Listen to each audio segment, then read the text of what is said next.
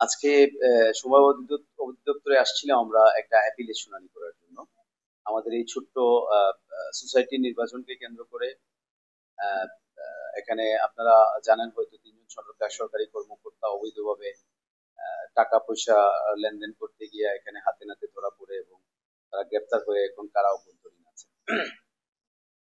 আজকে আমি যে অ্যাপিলটা করছিলাম, যে অ্যাপিলের প্রেক্ষিতে তারা আমার কাছে গিয়েছিল, আহ, সেই আপিলের আজকে শুনানি ছিল।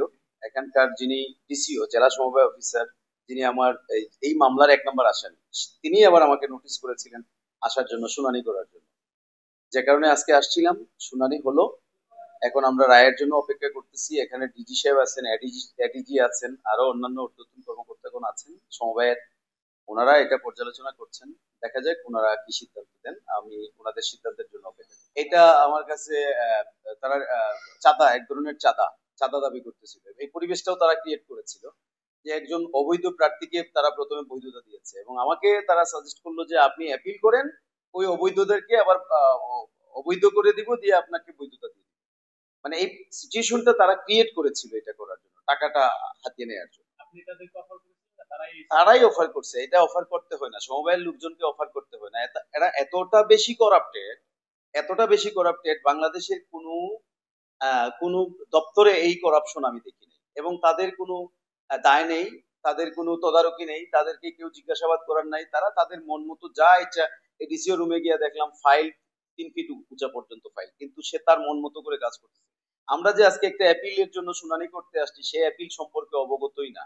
তাকে এসে আমাদের আবার বুঝাইতে হয়েছে নতুন ভাবে, তারপরে অ্যাপিল শুনানি করতে হয়েছে। এই যে আপনার যেমন একটা ঘুষের কথা বলছেন, এরকমটা কি এটা রিসেন্টলি চলছিল এখানে, নাকি এর আগে থেকেই গত 3 বছর থেকেই তারা এই কাজগুলো করে আসছেন। আমার প্রতিদ্বন্দ্বী যারা আছেন তাদের কাছ থেকে আসলে অলরেডি তারা মোটা অঙ্কের একটা বেনিফিট নিয়ে নিয়েছেন। অলরেডি একটা বেনিফিট নিয়েছেন, ওই পক্ষ এখানে আসছিল। এবং আপনারা খেয়াল করছেন বাংলা ভিশন তাদের ইয়েতে এগুলোর তথ্য উপাত্তের ভিত্তিতে অলরেডি এই সংবাদগুলো প্রচার করেছে। আর আজকেও তো আপনারা হয়তো নিজেরাই দেখেছেন তাদের আজকে কোথায়। জি। আমার দাবি যৌক্তিক।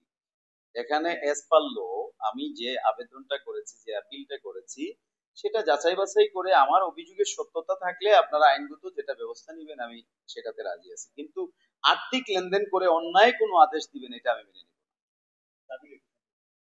দাবি হলো অবৈধ প্রার্থী যারা আছে তাদেরকে বাতিল করার জন্য। অবৈধ প্রার্থী যারা আছে তাদেরকে বাতিল করে বৈধ প্রার্থীদেরকে বৈধতা দেওয়ার জন্য, এটাই আমার দাবি। আমার দাবি যৌক্তিক। আমার দাবি যৌক্তিক এবং তাদের ঊর্ধ্বতন যারা আছেন তাদেরকে আমি আমার দাবি বুঝাইতে সক্ষম হয়েছি, তারাও বুঝেছেন যে আপনার দাবি যৌক্তিক।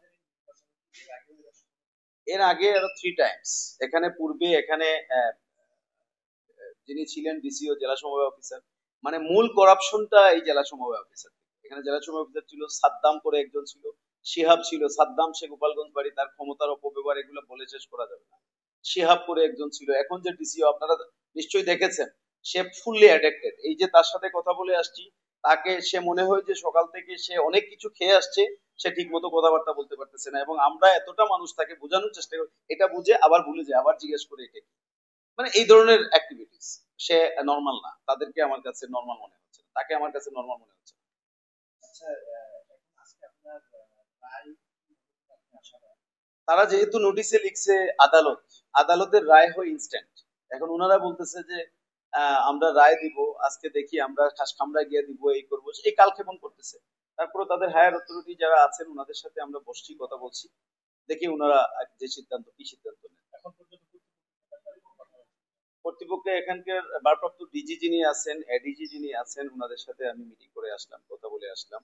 এবং ওই যে 3জন আসামি যারা গ্রেফতার হয়ে কারা অভ্যন্তরীণ আছেন, তাদের বিরুদ্ধে আমার যে অভিযোগ ছিল সেই অভিযোগ তাদের কাছে আমি সাবমিট করলাম। এখন ওনারা তাদের ডিপার্টমেন্টালি যেটা নেওয়ার সেটা ওনারা ব্যবস্থা নেবেন। এখানে আমি একটু স্পষ্ট করি, আমাদের একজন প্রার্থী জনাব নুরুল আমিন, হ্যানোলাক্স হ্যানোলাক্স একটা আমিন হার্বাল নামের একটা প্রতিষ্ঠানের মালিক। তিনি যে তারিখে সদস্য হয়েছেন, মেম্বার রেজিস্টারে স্বাক্ষর করেছেন, সেই তারিখে তিনি জেল হাজতে, একটা হত্যার চেষ্টা মামলায় তিনি জেল হাজতে ছিলেন। জেল হাজতে তিনি কিভাবে স্বাক্ষর করে এখানে সদস্য হলেন, এটাই ছিল আমার অভিযোগ। আমি উনাদেরকে বুঝাইতে সক্ষম হয়েছি যে তারিখে ওনার বিরুদ্ধে এজাহার হয়েছে, যে তারিখে উনি কারা অভ্যন্তরীণ ছিলেন, যে তারিখে উনি রিমান্ডে ছিলেন, যে তারিখে জামিনে বের হলেন, সেই তথ্য উপাত্ত গুলা দেওয়ার পরেও তারা এটারে আমলে না এনে তাকে বৈধতা দিয়েছিল। এই জন্যই আমি মূলত সংক্ষুব্ধ হয়ে এই অ্যাপিলটা না, মেম্বার রেজিস্টারে তো স্বাক্ষর আছে, ডেট আছে।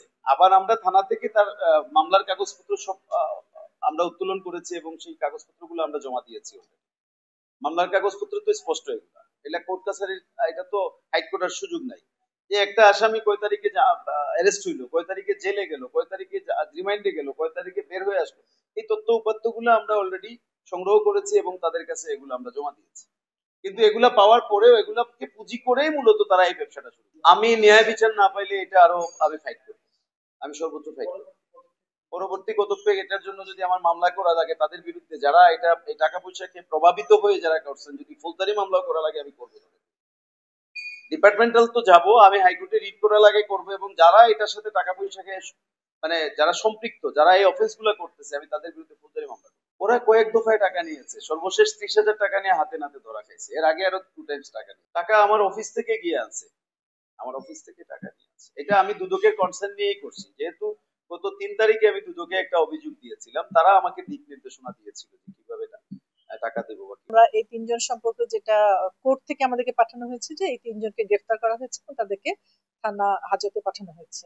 এই থানা থেকে এই কাগজটা আসার পরপরই আজকেই আমরা ওনাদের বিষয়টা ফাইলে নথিতে উপস্থাপন করেছি এবং তাদেরকে আইন অনুযায়ী, আমাদের যে চাকরি বিধিমালা আছে সেই আইন অনুযায়ী তাদেরকে আমরা অলরেডি সাসপেনশন দিয়েছি, সাময়িকভাবে তাদেরকে আমরা বরখাস্ত করেছি। অবশ্যই এরকম প্রতিটি কাজের সাথে যারা এরকম অন্যায় অবিচার বিভিন্ন কিছু, বিশেষ করে করাপশনের সাথে সরকারি কর্মকর্তা কর্মচারী যারাই নিয়োজিত থাকুক, আমরা চাই সেটা শুধু সমবায় অধিদপ্তর না, সারা বাংলাদেশের প্রত্যেকটা সরকারি দপ্তরে যারা এরকম অন্যায়ের সাথে জড়িত থাকবে তাদের বিরুদ্ধে অ্যাকশন হোক। এবং এটা আসলে আমরা যদি অ্যাকশন না নিই এবং এটার বিরুদ্ধে জোর জোরতর কোনো যদি পদক্ষেপ না নিই তাহলে এই ধরনের অন্যায় বাড়তে থাকবে। আমরা চাই এটার অবসান হোক, বাংলাদেশ একটা সুন্দর বাংলাদেশ হিসেবে সবার সামনে প্রতিষ্ঠিত হোক। আমরা যেন একটা যেই ইমেজটা আমরা তৈরি করতে চেয়েছিলাম জুলাই আন্দোলনের মাধ্যমে, সেই ইমেজটা যেন আমরা তৈরি করতে পারি, এটাই আমার চাই।